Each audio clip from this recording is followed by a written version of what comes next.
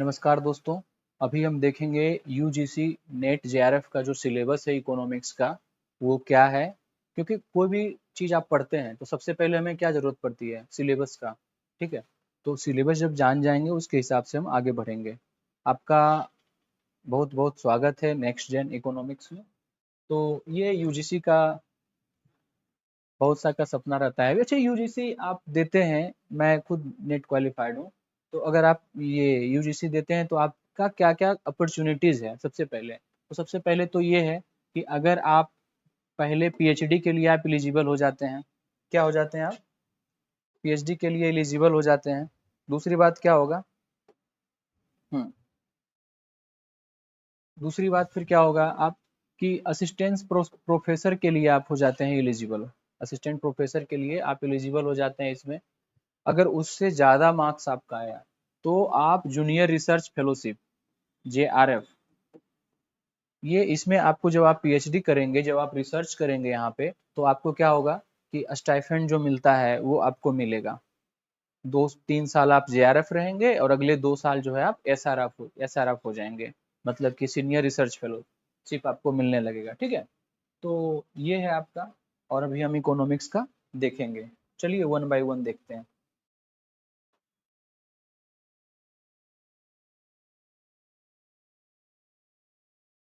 ये माइक्रो है।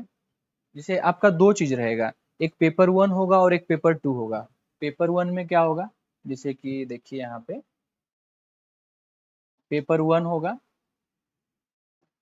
Paper one paper one में वो सब के लिए सेम रहेगा। पेपर वन जो होगा वो सब के लिए सेम होगा। उसमें आपको वही थोड़ा मोड़ा कंप्रिहेंशन रहेगा, रीजनिंग हो जाएगा, कंप्रिहेंशन हो गया, रीजनिंग हो गया। उसके बाद फिर कुछ कुछ जीएस का भी क्वेश्चन रहता है, जीएस का। और उसमें 50 क्वेश्चन रहेंगे, 50 क्वेश्चन। और ये टोटल कितना मार्क्स का होगा? तो 100 मार्क्स का। जब आप पेपर टू में आएंगे, जो आपका सब्जेक्ट होगा, पेपर वन सब वही देगा, कोई भी सब्जेक्ट हो इरिस्पेक्टिव ऑफ द सब्जेक्ट। ठीक है, पेपर वन क्या होगा, सबके लिए सेम होगा। पेपर टू जब आएंगे तो वो आपका जो है, आपका जो सब्जेक्ट है वो आपका पेपर टू होगा। जैसे अभी इकोनॉमिक्स का हम बात कर रहे हैं। ठीक है, तो देखेंगे। अभी हम इकोनॉमिक्स का देख लेते हैं। ठीक है। हम्म चलिए, तो अब हम इकोनॉमिक्स का जो हम देखेंगे, तो देखिए यहाँ पे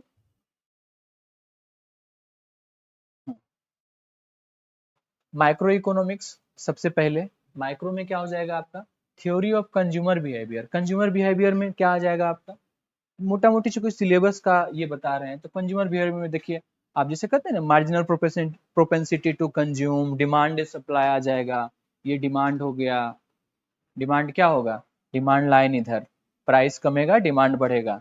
और सप्लाई लाइन ये, तो डिमांड और सप्लाई यहाँ पे आपका आ जाएगा। ठीक है, ये आपका आ जाएगा डीडी लाइन, और ये एसएस लाइन। ठीक है, यहाँ जीरो है, और ये क्या है?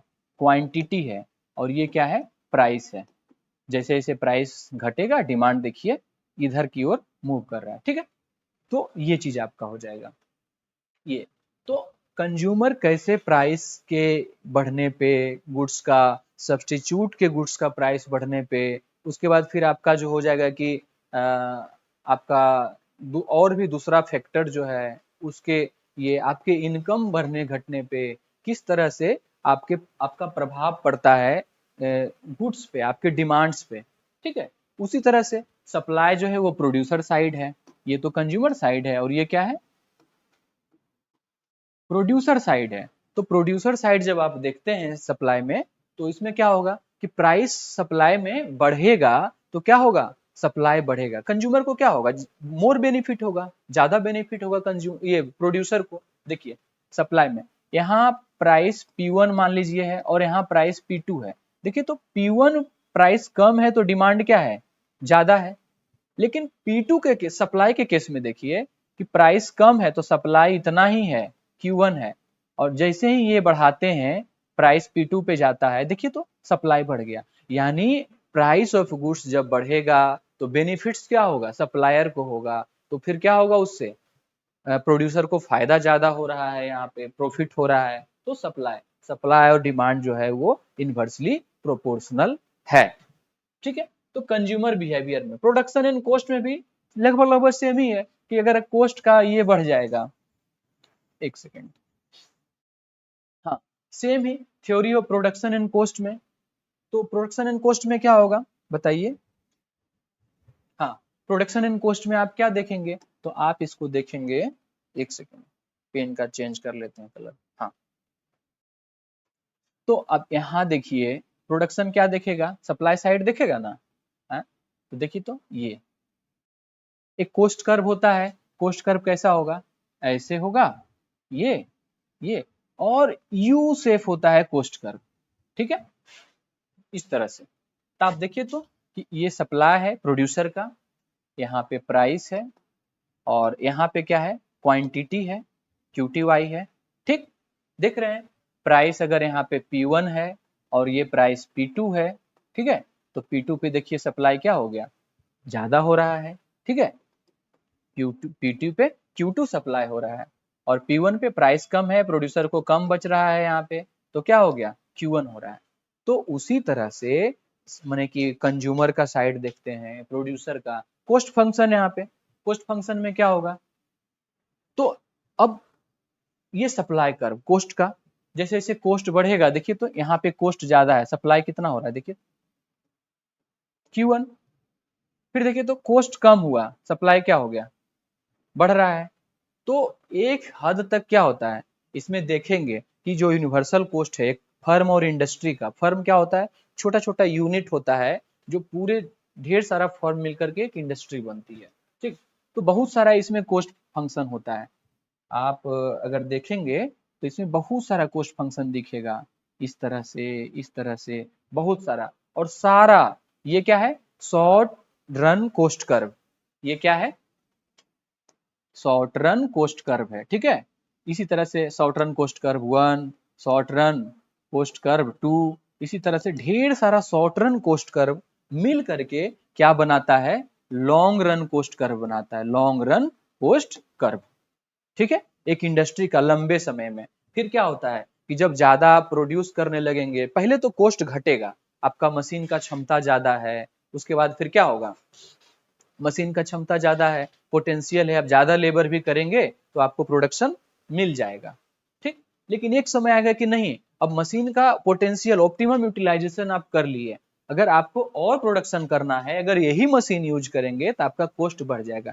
जैसे लेबर का कॉस्ट बढ़ जाना है ना, लेबर का कॉस्ट आपका बढ़ जाएगा, तो उससे क्या हो जाएगा कि जैसे ही लेबर का कॉस्ट बढ़ेगा, तो आपको दो इंडिकेट कर रहा है, या तो आप नया ले आओ मशीन को, स्केल माने ये हो जाएगा, स्केल चेंज हो जाएगा, शिफ्ट हो जाएगा, या तो क्या होगा?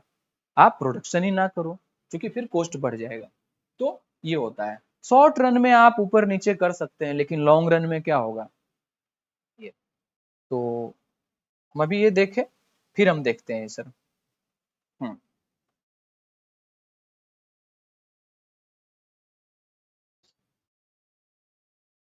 हम्म।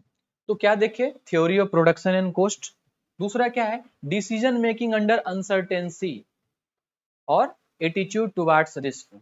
माने रिस्क जब होता है, रिस्क बहुत तरह का हो सकता है। इंडियन इकोनॉमी में अगर देखेंगे तो इन्फ्लेशन का, दूसरे कभी र्यूमर फैलता है, देखते हैं एक समय तो साल्ट वगैरह का, नेसेसिटीज गुड लोग होल्ड करना शुरू करते हैं, क्या करते हैं उसको? ढेर सारे गुड्स को जमा करना शुरू करते हैं। तो आप उस तरह के अनसर्टेनिटी आता है, कोविड 19 आया, तो कोविड 19 का तो कोई जानता नहीं था, पूरा अनसर्टेन था। लेकिन अब वैसे सिचुएशन से निपटने के लिए क्या करते हैं? हाउस होल्ड सेव करके रखते हैं। डिमोनेटाइजेशन हुआ तो वैसे सिचुएशन के लिए क्या करेंगे? कुछ मोनी, कुछ मनी जो है आपका, मतलब कि कैश के रूप में लोग रखना पसंद करेंगे। समझ रहे हैं ये चीज?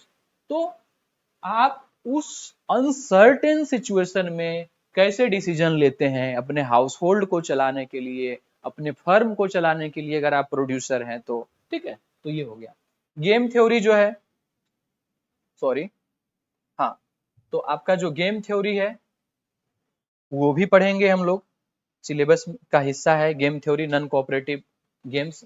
उसके बाद market structure, competitive and non competitive equilibria and efficiency property. Proprietary. तो अब देखिए तो मार्केट क्या है, मार्केट में भी अगर हम आप देखते हैं, देखिए तो मार्केट वाला में क्या हो जाएगा आपका, इसको हम नया सा ले लेते हैं फिर से। हम्म, हाँ, मार्केट में क्या हो जाएगा आपको, तो देखिए दो दो तीन तरह का होता है। सबसे पहले क्या हो जाएगा यहाँ पे, आप monopoly, monopoly monopolistic competition, monopoly, ठीक है, तो मोनोपोली हो गया। उसके बाद फिर क्या हो जाएगा, हम्म, ये हो गया। उसके बाद फिर क्या हो जाएगा, मोनोपोली में क्या होगा, सिंगल बायर, बायर क्या होगा, सिंगल होगा। सेलर ये बायर होगा ढेर सारा, और सेलर क्या होगा, सिंगल होगा, सॉरी, ठीक है, ये हो जाएगा। उसके बाद फिर क्या होगा, डिओपोली, फिर ओलिगोपोली। डिओपोली क्या है, अगर दो फर्म है मार्केट में बेचने वाला, अगर दो है सेलर, ठीक है, तो क्या बोलेंगे, डिओपोली। उसके बाद फिर एक फॉर्म ऑफ मार्केट है, दो फॉर्म ऑफ मार्केट है, अभी हम पढ़ नहीं रहे हैं, बस केवल सिलेबस को देख रहे हैं। तो ये हो गया आपका। उसके बाद फिर क्या होगा, ओलिगोपोली, ओलिगोपोली, ठीक है, अगर मोर देन टू है लेकिन इनफाइनाइट नहीं है, तो क्या होगा, अगर सेलर मोर देन टू है, इनफाइनाइट नहीं है, तो क्या होगा, ओलिगोपोली है, बायर बहुत सारा है। उसके बाद फिर क्या होगा, परफेक्ट कंपटीशन या monopolistic competition, mono monopolistic, monopolistic competition, इसमें क्या होगा, मोनोपोली भी है लेकिन सर्टेन क्या है, कंपटीशन वहां पे है, ठीक है, इस तरह का और देखेंगे अभी। उसके बाद फिर क्या होगा, perfect competition, perfect, perfect competition, इसमें क्या होगा, नंबर ऑफ बायर भी ज्यादा है, नंबर ऑफ सेलर्स भी ज्यादा है। यहाँ जो है ये क्या है, प्राइस मेकर है, इसको क्या बोलते हैं, मोनोपोली को प्राइस मेकर, क्या बोलते हैं, प्राइस मेकर बोलेंगे, ठीक है, क्योंकि मोनोपोली में फर्म सेलर ही एक है। तो आप समझ सकते हैं जब सेलर एक है तो किसी तरह से भी कितना भी प्राइस रख करके बेच सकता है, तो प्रॉफिट होता है फर्म को, सेलर को, इसीलिए क्या हो गया, प्राइस मेकर। लेकिन परफेक्ट कंपटीशन क्या है, प्राइस टेकर, जो मार्केट देगी, जैसे ही आप 10 पैसा भी बढ़ाएंगे, आपका जो से ये बायर है वो कहाँ चला जाएगा, आपका कस्टमर चला जाएगा दूसरे के पास। तो यहाँ पे आप सस्टेन ही नहीं कर सकते हैं, तो ये क्या है, प्राइस टेकर, प्राइस टेकर, ठीक है, मतलब जो मार्केट प्राइस फिक्स कर रहा है उतना पे ही आपको बेचना होगा। यहाँ पे एंट्री और एग्जिट आसान है, एक फर्म क्या है, आया, आसानी से एंट्री, आसानी से एग्जिट, परफेक्ट में। लेकिन मोनोपोली में, समझ रहे हैं, तो देखेंगे इस तरह से। चलिए फिर दूसरा क्या है आपका, हम देखें। उसके बाद फिर यहाँ आप देख लिए मार्केट स्ट्रक्चर,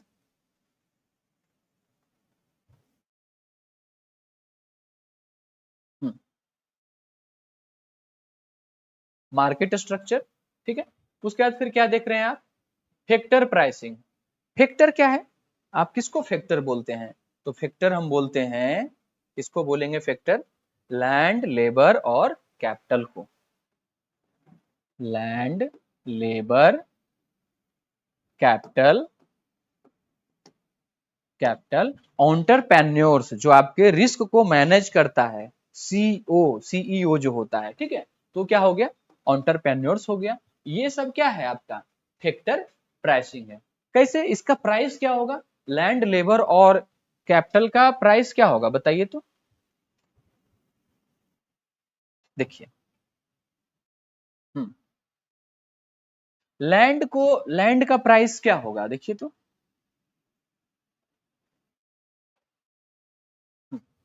लैंड जो है वो क्या देगा, रेंट, उसके लिए हमको रेंट पे करना होगा, रेंट पे करेंगे। लेबर के लिए क्या करेंगे, लेबर के लिए क्या करना पड़ेगा, वेजेस देते हैं, ठीक है, तो इसको R से दिखाइए, इसको W से दिखाइए, ठीक है। कैपिटल के लिए, कैपिटल के लिए, तो कैपिटल के लिए आप क्या करते हैं, इंटरेस्ट पे करते हैं। किसी से आप मान लीजिए कि लिए, पैसा लिए, इंटरेस्ट, इंटरेस्ट पे आप बैंक से जाते हैं लेते हैं, तो क्या होता है, आपको इंटरेस्ट पे करना होता है।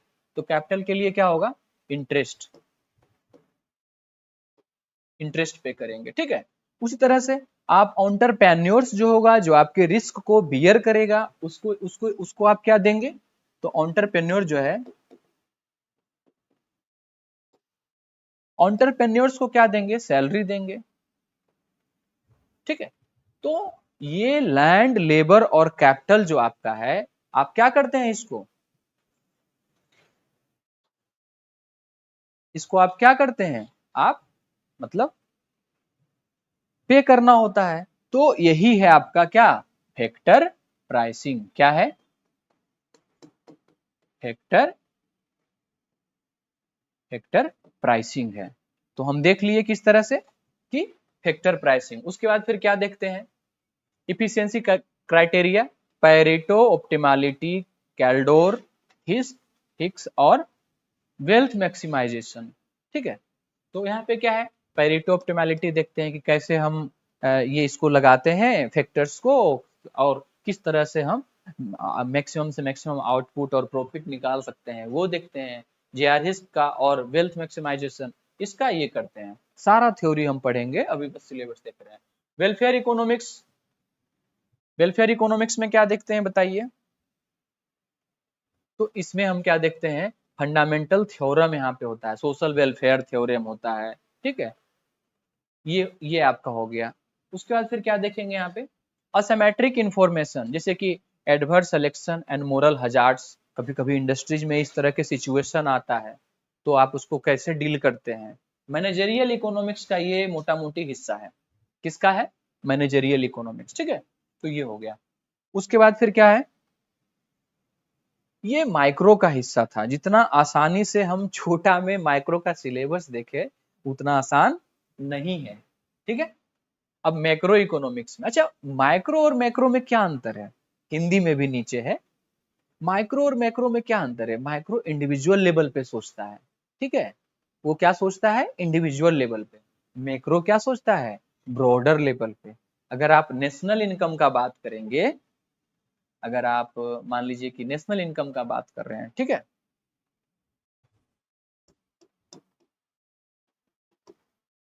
नेशनल इनकम, तो नेशनल इनकम में क्या आता है, जीडीपी, जीएनपी, एनएनपी, एनडीपी, देखेंगे सब, घबराना नहीं है। तो ये सब किसका हिस्सा है, ये मैक्रो इकोनॉमिक्स का है, MA, और वहां क्या था, आई था, ठीक है, इसका हिस्सा है। तो ये सब हम जब देखते हैं तो मैक्रो का। तो इसमें क्या देख रहे हैं, देखिए सबसे पहले ही दिया है, क्या दिया है, national income concept and measurement. National income, आइए छोटा सा शॉर्ट में इसको जरा हम देखने का कोशिश करते हैं, ठीक है। चलिए, तो इसको देखते हैं। आप जब नेशनल इनकम जब आप बोलते हैं, तो क्या है, हम्म, हाँ, नेशनल इनकम जब बोलते हैं,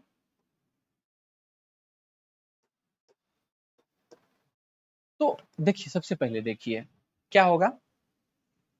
अगर आप जीडीपी का बात करते हैं, ग्रोस डोमेस्टिक प्रोडक्ट, सकल घरेलू उत्पाद, क्या है ये, सकल घरेलू उत्पाद है आपका जीडीपी, ठीक है।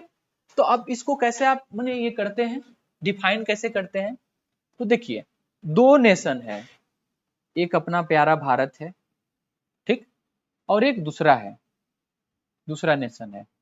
अभी हम इसको कंसिडर नहीं करते हैं जीडीपी में। अब देखिए, तो अपना जो इंडिया है, अपना इंडिया, उसमें क्या है कि इंडियन फर्म भी है, भारतीय जो इंडस्ट्री है वो भी है, प्रोड्यूस कर रही है, और विदेशी इंडस्ट्री भी प्रोड्यूस कर रही है, ठीक है। अमेरिका का कोई इंडस्ट्री है, अब देखिए अलग अलग, जैसे टोयोटा है, भारत का तो नहीं है, लेकिन भारत में प्रोड्यूस कर रही है। उससे प्रोडक्शन हो रहा है। तो जीडीपी जो है ये क्या हिंदी में क्या बोलते हैं, सकल घरेलू उत्पाद, ग्रोस डोमेस्टिक प्रोडक्ट, सकल घरेलू उत्पाद, उत्पाद, ठीक है, ग्रोस डोमेस्टिक प्रोडक्ट। तो आपके बाउंड्री ऑफ नेशन में, ये नेशन का क्या है, ये आपके नेशन का क्या है, बाउंड्री है। इस बाउंड्री में जितना भी, एक तो इंडिजिनस फर्म हो गया ए, और ये क्या हो गया बी, ये क्या है इंडिजिनस फर्म है, और बी क्या है आपका, ये फॉरेन फर्म है, फॉरेन फर्म है। तो इंडिजेनस फर्म, जो इंडिजेनस इंडिजेनस फर्म और फॉरेन फर्म जितना प्रोड्यूस करेगी एक फिक्स टाइम में, जनरली 1 ईयर होता है, ठीक है, क्या होता है 1 ईयर होता है यहाँ पे, ठीक। अब क्या होगा, 1 ईयर आपका हो गया, किस पे, फाइनल प्रोडक्ट का value, value of all goods and services in period of a time, generally 1 year, generally क्या होता है सामान्यतः 1 साल के लिए, एट कहा, करेंट मार्केट प्राइस, अभी करेंट मार्केट प्राइस पे क्या चल रहा है, करेंट मार्केट प्राइस, ठीक है, इस पे क्या चल रहा है। टोटल अगर हम देखेंगे जितने वैल्यू गुड्स है, मान लीजिए कि एक का गुड ए है, बी है, सी है, इसी तरह ढेर सारा है, इसका प्राइस मान लीजिए कि P1 था, प्राइस P1 है, क्वांटिटी X1 मान लीजिए प्रोड्यूस होगा, तो इसका क्या होगा P1 X1, इसी तरह से ये जाएंगे तो P2 X2, इसी तरह से ये जाएंगे तो P3 X3, इस तरह से टोटल हम जोड़ देंगे, sigma P1 X1 plus P2 X2, sigma यहाँ भी लगाएंगे हम P2 X2, ऐसे करके सबको जोड़ देंगे, सिग्मा Pn X1 Xn, ऐसे जोड़ेंगे तो टोटल क्या हो जाएगा, ये जो टोटल है यही क्या होगा जीडीपी, और प्राइस क्या है, करेंट मार्केट प्राइस है, ठीक है, करेंट मार्केट प्राइस है, और ये क्या है क्वांटिटी है। तो इस तरह से एक नेशन के बाउंड्री में जितना गुड्स और सर्विसेज का प्रोडक्शन हुआ है, 1 ईयर जनरली समय होता है, करेंट मार्केट प्राइस होता है, उसको क्या बोलते हैं जीडीपी। अब जीडीपी का अगला भाई जो है वो क्या है, एनडीपी है, नेट डोमेस्टिक प्रोडक्ट, क्या होता है नेट डोमेस्टिक प्रोडक्ट, एनडीपी, ये क्या है नेट डोमेस्टिक प्रोडक्ट, ठीक है नेट। तो क्या करते हैं, क्या चीज उसमें घटा के नेट हो गया, बोलते हैं ना net income, gross income, net sown area, gross sown area, ठीक है। तो क्या होगा नेट जब करेंगे तो इसमें से जी डी अब पी अब माइनस डेप्रिसिएशन, डेप्रिसिएशन को घटा दीजिए, डेप्रिसिएशन है क्या, तो आप शुरू शुरू में मशीन लाते हैं तो कोई खर्च नहीं लगता है, कहते हैं ना नया गाड़ी अभी चलाओ इसको, सर्विसिंग भी कंपनी दे रही है, तो आप केवल उसको चलाते हैं, जो भी थोड़ा मोड़ा घिसता उस्ता है सारा कंपनी चेंज कर देती है या उसको रिपेयर करती है। लेकिन बाद में क्या होता है, आप रिपेयर के लिए पैसा देते हैं, मिस्त्री को देते हैं, पार्ट्स पुर्जा ये सब। उसी तरह से प्रोडक्शन के दौरान जितने भी प्रोडक्शन हो रहे हैं उससे क्या हो रहा है, गुड्स एंड सर्विसेज का क्या अलग अलग जो आपका डिप्रिसिएशन हुआ, कॉस्ट बढ़ गया, सारा को हम क्या करते हैं यहाँ पे उस डिप्रिसिएशन को घटा देते हैं जीडीपी में से, तो क्या निकलता है, तब आपको निकलता है एनडीपी। उसी तरह से जीएनपी है, एनएनपी है, वो सब देखेंगे, अभी जीडीपी था, ये बाउंड्री ऑफ नेशन का बात हो रहा था। एक क्या होगा, नेशनल्स के द्वारा बनाया गया एक होगा, ठीक है, जैसे मान लीजिए ये इंडिया है और ये फॉरेन है, ठीक है। अब अपना यहाँ पे अपना भारतीय बना रहा है, यहाँ भी भारतीय है, और वहां के लोग यूएसए के लोग जो भी हैं, यहाँ भी बाहर के लोग हैं, तो ये लोग अपना बना रहे हैं भारतीय और ये अपना पैसा लेके चले गए, ये विदेशी अपना उधर लेके चला गया, ठीक है। तो टोटल नेशनल यानी कि अपना जो भारतीय लोग के द्वारा जो प्रोडक्शन हो रहा है भारत में, भारतीय फर्म के द्वारा, उसको हम क्या बोलेंगे, क्या हो जाएगा, तो जीएनपी हो जाएगा, ग्रोस नेशनल प्रोडक्ट हो जाएगा। अब इसमें से आप अगर डेप्रिसिएशन को घटा देंगे तो क्या हो जाएगा, एनएनपी हो जाएगा, नेट नेशनल प्रोडक्ट। तो अभी तो हम देख नहीं रहे हैं, अभी तो केवल सिलेबस को एक्सप्लेन कर रहे हैं, तो आप समझ रहे हैं कि ये आपको पूछता है, आपका सिलेबस का हिस्सा है। चलिए नेक्स्ट हम देखते हैं क्या है। देखिए तो ये देख लिए। उसके बाद determination of output employment classical and Keynesian approach, ठीक है। तो एम्प्लॉयमेंट इसको हमको देखना है, क्लासिकल मॉडल क्या है, किन्सियन मॉडल क्या है, नियो क्लासिकल मॉडल क्या है, ये सब हम, ये हमारे थ्योरी का मतलब कि सिलेबस का हिस्सा है। उसके बाद फिर कंजम्पशन फंक्शन, जिसमें आप कहते हैं ना MPC, marginal propensity to consume, सारा इसे इसी में आएगा। कंज्यूमर कैसे माने कि बिहेव करता है, तो ये क्या है, कंजम्पशन फंक्शन हम यहाँ पे पढ़ते हैं। उसके बाद फिर क्या है, मल्टीप्लायर एंड एसिलरेटर। जब बैंकिंग में देखते हैं तो क्या होता है,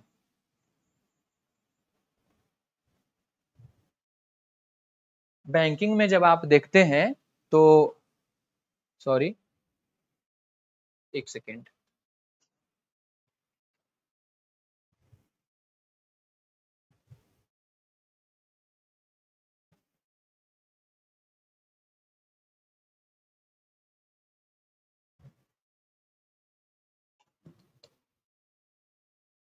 जब आप बैंकिंग में देखते हैं यहाँ पे तो क्या होता है, 1/CRR, क्या 1/CRR, ये क्या है, मनी मल्टीप्लायर है।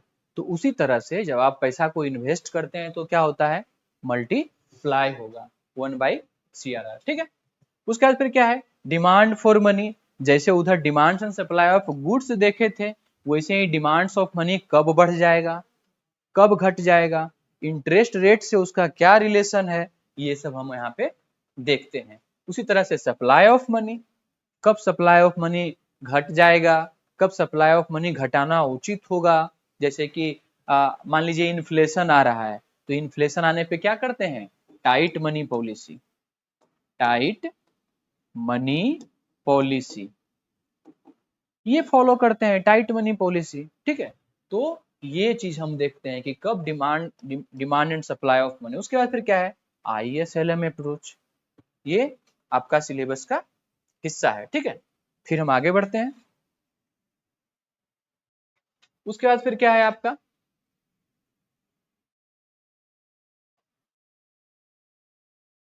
हाँ उसके बाद इन्फ्लेशन है, फ्लिप कर्व है।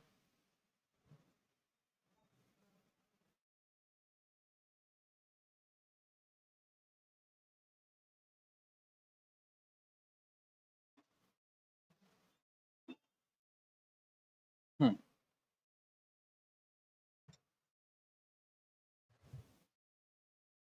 ठीक है। तो इसमें क्या हो जाएगा आपका, इन्फ्लेशन और फ्लिप कर्व यहाँ पे देखना है हमको। और क्या देखना है बताइए। हम्म, ये हो गया। उसके बाद बिजनेस साइकिल देखते हैं, मॉनेटरी एंड फिस्कल पॉलिसी देखते हैं। मॉनेटरी पॉलिसी जब हम बोलते हैं तो ये कौन लाता है, आरबीआई। कोई भी गवर्नमेंट जो है, कोई भी नेशन है, उसका सेंट्रल गवर्नमेंट का जो बैंक है वो लाती है इंडिया में आरबीआई।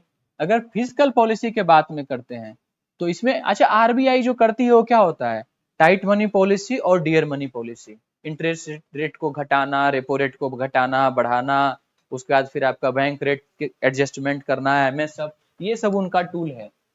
फिजिकल पॉलिसी का जब हम बात करते हैं तो क्या होगा, टैक्स रेट को बढ़ाना, टैक्स रेट को घटाना, सब्सिडी देना, सब्सिडी कम करना, ये सब मतलब गवर्नमेंट टैक्सेशन, गवर्नमेंट का बजट साइड से जो हो रहा है वो क्या होगा, फिजिकल पॉलिसी। और बैंक साइड से जो हो रहा है वो क्या होगा आपका, मॉनेटरी पॉलिसी।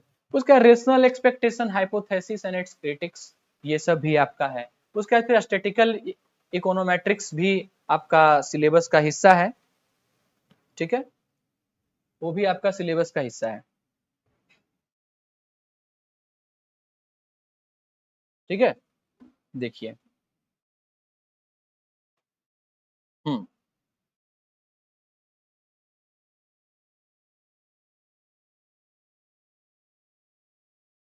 ठीक है, तो ये भी आपका सिलेबस का क्या है, हिस्सा है। उसके बाद स्टैटिकल आप देख रहे हैं यहाँ पे, हाँ, ये हो गया। उसके बाद फिर लीनियर रिग्रेशन मॉडल, ये पूरा इकोनोमेट्रिक्स वाला जो हो गया। उसके बाद फिर आइडेंटिफिकेशन प्रॉब्लम। उसके बाद फिर क्या है, साइमल्टेनियस इक्वेशन मॉडल है, रिकर्सिव एंड नॉन रिकर्सिव। उसके बाद फिर क्या है, डिस्क्रीट चॉइस है, टाइम सीरीज एनालिसिस है, ये सब आपका फिर मैथमेटिकल इकोनॉमिक्स। चलिए देखते हैं इसको।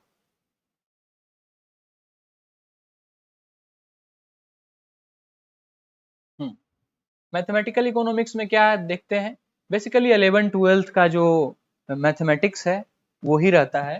तो आप यहाँ पे देखते हैं, इसमें क्या रहता है आपका, सेट है, फंक्शंस है, कंटिन्यूटी है, सीक्वेंस एंड सीरीज है, ये सब आपका। आप जब ये सारे मैथ्स को जब आप कर लेते हैं प्रैक्टिस, तो आपके लिए आसान हो जाता है। यूजी से भी आपको यही, चूंकि आप पढ़ाएंगे तो मैथमेटिकल टूल यूज करेंगे कॉलेज में असिस्टेंट प्रोफेसर के लिए। पीएचडी में अगर आप रिसर्च कर रहे हैं तो वहां भी अपनी रिसर्च को बेहतर करने के लिए, प्रूफ करने के लिए आप मेथड यूज करेंगे, statical method, mathematical method, data analysis करेंगे। तो वहां आपको स्टेटिक्स के साथ साथ मैथमेटिक्स का भी जरूरत पड़ता है। डिफरेंशियल कैलकुलस और इसका application, linear algebra, matrix, vector, ये सब आपका। फिर स्टैटिक ऑप्टिमाइजेशन है, प्रॉब्लम एंड देयर एप्लीकेशंस है, इनपुट आउटपुट मॉडल, ये लीनियर प्रोग्रामिंग, डिफरेंस एंड क्या, डिफरेंशियल इक्वेशन विथ एप्लीकेशन, ये सब देखते हैं। उसके बाद फिर क्या है, इंटरनेशनल इकोनॉमिक्स। यूजीसी का मतलब कि आपको हर चीज क्या करना पड़ेगा, पोस्ट ग्रेजुएशन के बाद ये फॉर्म आती है, तो और आप पीजी पीएचडी वालों को पढ़ाएंगे, तो आपको यहाँ पे इंटरनेशनल इकोनॉमिक्स में क्या आएगा, इंटरनेशनल ट्रेड। चूंकि टाइम का अभाव भी है, इसीलिए इसको जल्दी जल्दी हम करते हैं। फिर क्या है, बेसिक कंसेप्ट, एनालिटिकल टूल्स, ये सब, theories of international trade. International trade under क्या, इम्परफेक्ट कंपटीशन, ठीक है, कंपेरेटिव एडवांटेज थ्योरी, ये सब सारा चीज हमको इसमें पढ़ना रहेगा। उसके बाद फिर क्या है, बैलेंस ऑफ पेमेंट, बीओपी, ठीक है, कंपोजिशन क्या है, इक्विलिब्रियम क्या है, उसमें डिसइक्विलिब्रियम बैलेंस ऑफ पेमेंट में होगा तो उसका क्या प्रभाव पड़ेगा, ये सब, किस कंट्री के साथ हमारा कैसा चल रहा है, ट्रेड डिफिसिट है, ट्रेड सरप्लस है, ये सब। और एडजस्टमेंट मैकेनिज्म, अगर डिफिसिट चल रहा है तो कुछ बैरियर लगा करके देखते हैं, जैसे अभी यूएसए जो है ट्रेड बैरियर लगाया है, ठीक है, तो क्या हो जाएगा, टैरिफ। दो तीन तरह का होता है, एक होता है कि मॉनेटरी बैरियर लगा रहे हैं, एक तो कोटा होता है। कोटा क्या हो गया, आप उसमें टैरिफ बैरियर नहीं है, ठीक है। कोटा में कहते हैं कि नहीं, हमारे कंट्री में इतना ही गुड्स आएगा, हमारे कंट्री से इतना ही गुड्स जाएगा, ठीक। तो उसको सारे को हम देखेंगे। फिर क्या है, एक्सचेंज रेट कंसेप्ट और थ्योरी, कि एक्सचेंज रेट के बढ़ने से घटने से निफ्टी और इसका अलग अलग जो है क्या प्रभाव पड़ रहा है, कंज्यूमर पे क्या प्रभाव पड़ रहा है, दूसरे कंट्री में अगर एक्सचेंज रेट बढ़ रहा है तो भाई देखिए, एक्सचेंज रेट बढ़ गया डॉलर का, क्या, मान लीजिए रुपया कमजोर हो जाए, तो लोग क्या करेंगे, जल्दी जल्दी खरीद लेंगे, समझ रहे हैं ये चीज। फॉरेन एक्सचेंज मार्केट और आर्बिट्रेज, फिर क्या है, gain from trade, terms of trade, trade multiplier, terms of trade, दो तीन तरह का एक कंपेरेटिव एडवांटेज थ्योरी होता है। उसका टीओटी क्या होता है, कि टीओटी आप पहले जो कहता था, बुलियन ट्रेड जो होता था वो गोल्ड और इसमें होता था, तो एक कंट्री दूसरे के एक्सपेंस पे ही ट्रेड करता है, उसी पे फायदा होता है, पहले ये था। दूसरे में क्या, बाद में फिर क्या आया, फिर स्कलोनिन थ्योरी देखते हैं वहां पे, 2x2x2 थ्योरी, तो सब हम देखेंगे, सिंस ओनली सिलेबस का पार्ट है, इसीलिए ये। उसके बाद फिर क्या देखेंगे यहाँ पे,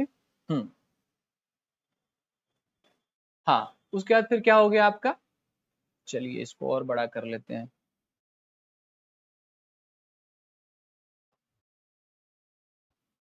एक सेकेंड।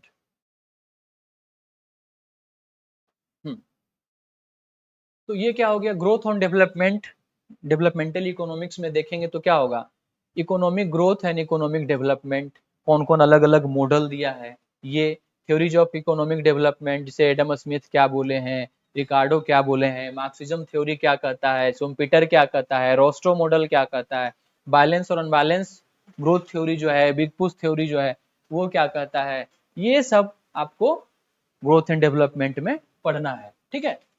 उसके बाद मॉडल ऑफ इकोनॉमिक ग्रोथ, कौन कौन सा मॉडल, जैसे भारत का पहला मॉडल क्या था, हेरोड डोमर मॉडल था।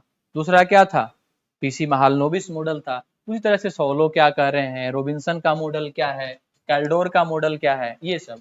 टेक्निकल प्रोग्रेस क्या है, तो क्या हो जाएगा कि डिसएम्बोडिड और एम्बोडिड, इंडोजेनस ग्रोथ मॉडल जो है, ये सब। इंडिकेटर्स ऑफ इकोनॉमिक डेवलपमेंट, कब कहेंगे कि हमारा इकोनॉमी जो है डेवलपमेंट की ओर बढ़ रहा है, तो क्या है, PQLI है। ठीक है, फिजिकल क्वालिटी, ये इंडेक्स जो आपका हो गया, HDI जो है, SDG है, सस्टेनेबल डेवलपमेंट गोल्स जो है 17 गो, तो ये सब है। पॉवर्टी एंड इनइक्वालिटी को कंसेप्ट और मेजरमेंट देखते हैं, जैसे भारत में देखें तो तेंदुलकर कमेटी, वर्ल्ड बैंक के हिसाब से देखें तो जो वर्ल्ड बैंक डिसाइड करती है कि कितना डॉलर होना चाहिए कंजम्पशन। फिर और भी देखते हैं, रंगराजन कमेटी क्या कहता है, अलग कमेटी क्या कहता है। ठीक है, तो ये सब जो होगा, social sector development, health, education, gender, ये सब हम देखते हैं economics of growth and development में। ठीक है। उसके बाद फिर क्या होगा, इन्वायरमेंटल इकोनॉमिक्स। इन्वायरमेंटल इकोनॉमिक्स का अगर हम बात करेंगे यहाँ पे, हाँ, ठीक है, तो इसमें क्या होगा आपका, देखिए एक आपका ये था, क्या बोलते हैं, कुजनेट हाइपोथेसिस। कुजनेट साहब कहते हैं कि क्या होता है कि जब आप डेवलपमेंट करते हैं तो इन्वायरमेंट का डिग्रेडेशन होता है। एक समय क्या होता है कि आप ये कर सकते हैं, इसको बड़ा कर लेते हैं पहले।